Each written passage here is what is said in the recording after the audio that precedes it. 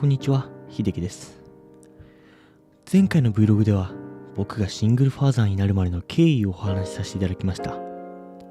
最近は年末に向けて仕事も忙しくなってきていて、バタバタする毎日が続いています。そんな仕事の休みの時に、ふと自分の左薬指についている指輪を見ると、改めて自分がシングルファーザーになったのだと実感させられる今日この頃です。まず、僕がなんで指輪を今もつけ続けているのかという理由からお話しさせてください。この指輪をつけている理由は別に元妻に対しての未練があるわけではありません。前回の動画でもお話ししましたが、今は気持ちの整理を終えて新しい人生をひふみんと共に過ごしていこうと思っています。ですが、私は会社の人や近所の人に離婚したことをさせられるのが嫌でした。僕自身に問題があったから元妻と離婚になったんじゃないかと。会社の人にバレてしまえば世間体的にも夫婦仲がうまくいってなかったとか、僕自身に問題があったから元妻と離婚になったんじゃないかと、いらない詮索の目を向けられることは想像がつくことでした。僕に関しては、もしかしたら職場の人たちにはバレたとしてもきちんと背景を話せば理解をしてくれるかもしれません。ですが、ご近所さんとなるとどうも噂伝いで話が伝わっていくので、気がつけば話に尾ひれがついて全く違った事実が伝わってしまうかもしれません。そしてご近所さんにシングルファザーであることが分かってしまえば、ひふみんが大きくなった時に影響が出てくることも分かっています。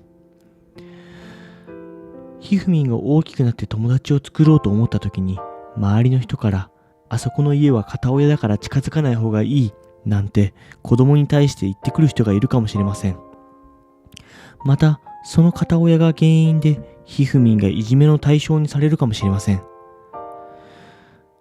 離婚したことがバレることは、ひふみんの今後のためにも何としても隠し通したいことなのです。この動画を見ている方の中には心配性と言われるかもしれません。それでもひふみんは僕と元妻の間で授かった大切な子供であり、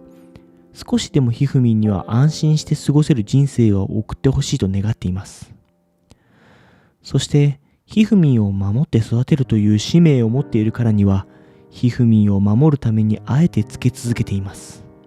時折、元妻との楽しかった記憶や嫌なことが蘇ったりと、僕の心の中で様々な記憶が呼び起こされますが、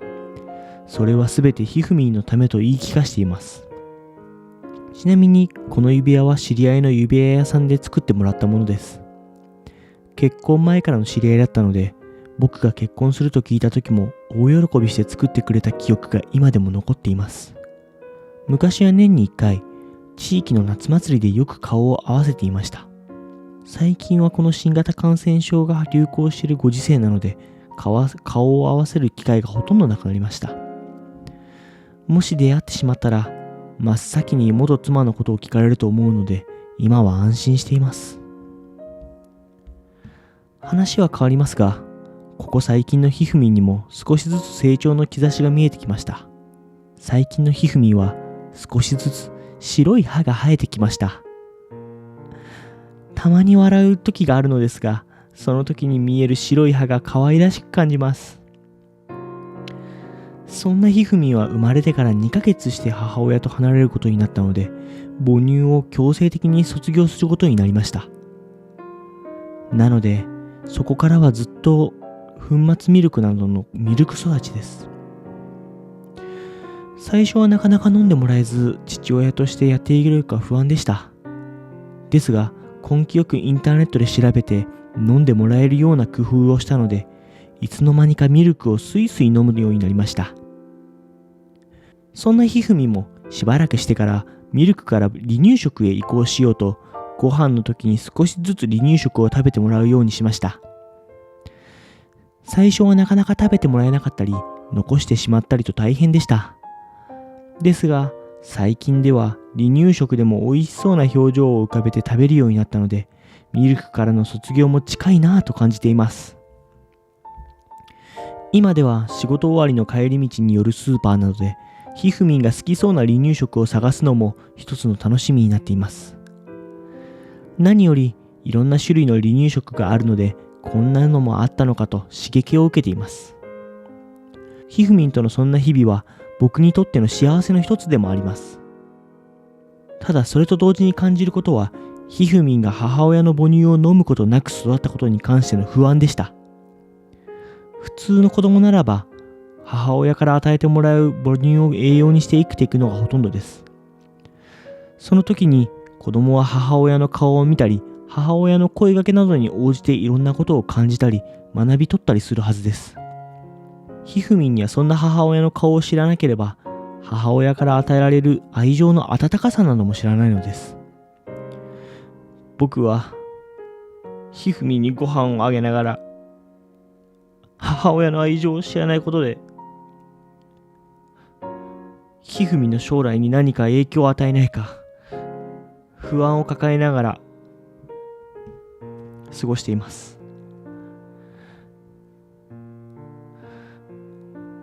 ですが、母親がいない分、僕ができるだけの愛情をいろんな形で伝えていこうと思っています。そして、ここからは離婚した人のあるあるについて話させてください。今は元妻と離婚をしてひふみんと共に生活をしています。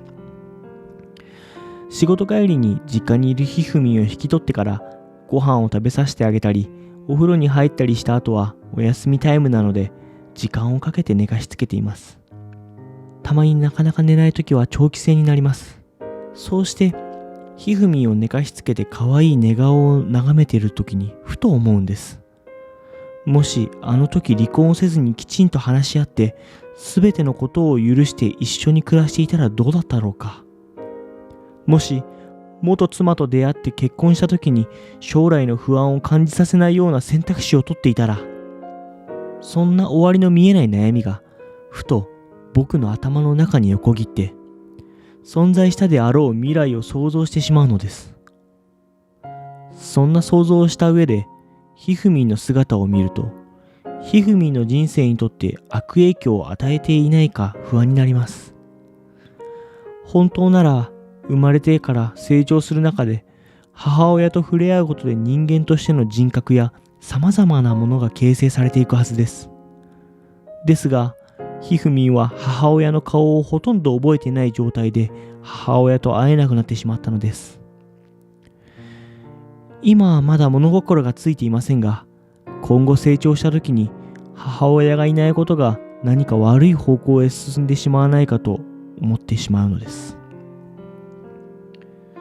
そんな経験を僕のようにシングルファーザーになった人たちも感じているのかもしれません。ですが、僕はそんなことを考えても物事が進むわけじゃないという気持ちを整理して感じました。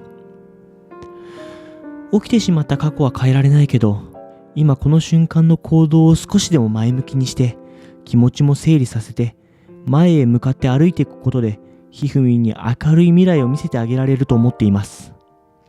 そしてそんな未来を見せてあげることこそがひふみんの父親でもある僕にできる